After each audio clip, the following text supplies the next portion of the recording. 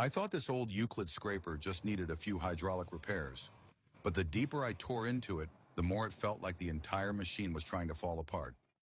That's the gamble with restoring equipment that's spent decades doing brutal earth-moving work. The problems you can see are usually the smallest ones.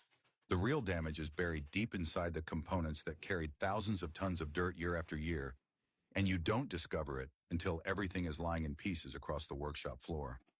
I started by completely dismantling the hydraulic cylinders, knowing they were the heart of the machine.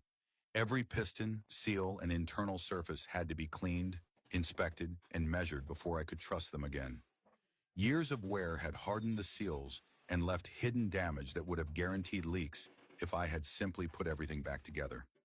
Once the hydraulic system was under control, an even bigger challenge revealed itself.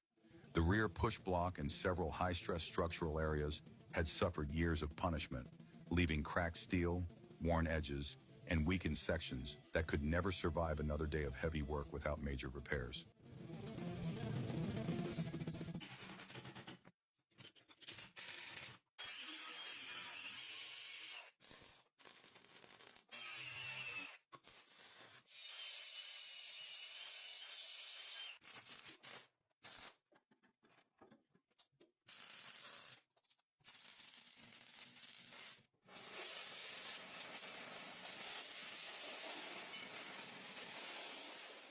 There was no replacement waiting on a shelf, so I had to build the missing strength back myself. New steel sections were fabricated from scratch, carefully shaped to match the original design, and welded into place one piece at a time. Every weld had to restore not only the appearance of the scraper, but the strength it once had when it left the factory.